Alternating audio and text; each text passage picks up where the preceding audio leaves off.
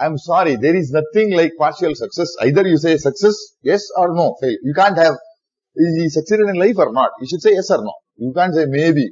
That is, sorry, that is not allowed. You have to say yes or you have to say no.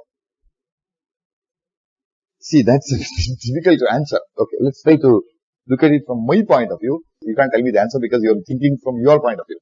Think from my point of view. First of all, why did I ask him to buy one packet of Will cigarettes? Not to throw it into the waste paper basket, right? I wanted to smoke the cigarettes. That's why I'm asking him to buy. Correct? And is it likely that I'm going to smoke all the 10 cigarettes one shot?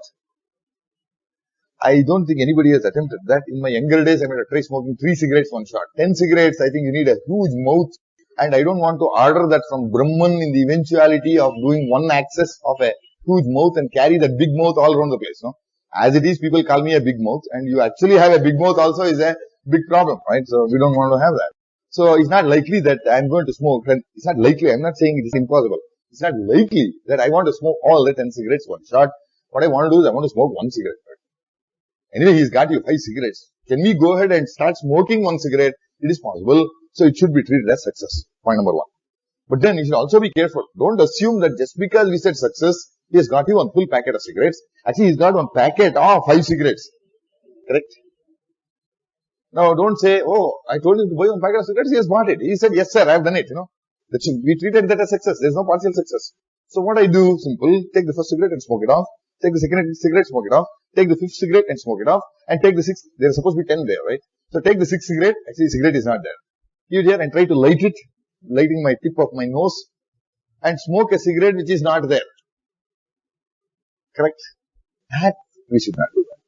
I mean, don't start smoking to conduct this experiment. You can think of some other situation. Smoking is not actually good for health. It is good only as analogies, okay? And I could see the girls taking more interest, so I just want to warn them. I know, so let's come back to this. So, as long as I don't do that, it is fine. See, once we treat that as a success, we should always be careful that I don't smoke a cigarette which is not there. Same way, when he said, for example, I asked him to read some n number of bytes, so he is actually not read all the n bytes, he has transferred only some bytes, correct? In which case, I should not assume that the rest of the bytes have been transferred. So read has to give that information. He has to only come and tell me, sir, I bought cigarettes, but not 10, only 5. He's got to give you that information. So read always returns the number of bytes actually transferred, both read and write. So the return value is actually the number of bytes transferred. Of course, if everything is fine, this will usually be the n bytes that we ask for. He cannot transfer more than n bytes because we told him to buy only n bytes, correct? So he can't transfer more than this. At most, it can be n bytes, but it could be less also. We have to be prepared for less. So on that, we need to come to the last question I'll ask you. We'll ask him to buy 1 cigarette. Okay? He'll go down to the shop and find actually there are no cigarettes there. Because we can just find 1 cigarette also is successful. Completely successful in your own terms, right? He'll come back and say, yes sir, I bought the cigarettes, but I could buy only 1 less than what you asked for. Is that a success or a failure? Yeah, but you can't, unfortunately you can't make 2 different rules. It is a success. Like the file position has gone beyond the last, it's sitting over here, beyond the last byte and say, read any number of bytes. You say, yes sir, I have done it, and actually he has not transferred any bytes because there are no bytes to transfer. He says, I am successful. Just because the bytes were not there to transfer, don't blame me, right? I am not responsible for that. That also must be treated as success. Even a 0 transfer has got to be treated as success. I mean, we have no choice on that. Okay, we'll have to assume that. So that is what is going to be assumed. And one last aspect on the data transfer itself before we go and write down the samples is that, okay, we said the file position is somewhere here and asked for transfer more number of bytes than what the bytes were available. We solved that case. What about the write system call? It's like saying, I'll take 1 packet of cigarettes and give it, please give it to the shop and come back, It's the reverse kind of transfer. From my pocket to the shop. Now, is he going to fail there and saying I could transfer only 5 bytes or? I mean, can write fail also or not? Huh? Huh? Supposing the partition is full, is no more logical data blocks available or no more logical indirect data blocks available. Obviously, he says, sorry boss, I know you have given me so many cigarettes, the whole shop is full of cigarettes. So he's refusing to take any more. There's no place to hold the cigarettes in the shop in terms of his own arrangement of, he has reserved some space for the cigarettes. In that it cannot hold the cigarettes which we send down. So obviously, write also may fail, but typically write almost never fails. If you have sufficient disk space, hard disk space, it only indicates the and the partition being full. In terms of, see, partition full is actually the two ways of looking at it. One is no more data blocks available is what we are talking of in the case of write system call. If I want to create a file, also may give you disk full. Creation of a file requires one inode block. You may have data blocks free, but if you don't have inode blocks, create cannot work. You may have inode blocks, but if you don't have data blocks free, write may fail. Both are different kinds of disk full because they are two physically separate parts of the partition, which you cannot interchange. You cannot say, no, I have got more inode blocks, and we exchange it for a few data blocks. Sorry, that is not possible. It's either inode block or a data block. Decided before we start putting files onto the partition. So that is the two kinds of failures that we have. So that is fine. One last. When you say you can't create it, obviously he says, I don't have any more inode blocks. He'll come back and say E something, E full or some such message will be there. That is symbolic literal in the array now. Open itself will fail if you don't have any inodes in the system. In fact, df is a command, disk free, df minus t. Anybody can execute this df1 command. You just say df minus t. It will tell you how many blocks, total number of blocks, data blocks, total number of inode blocks, and how many data blocks are free, how many inode blocks are free.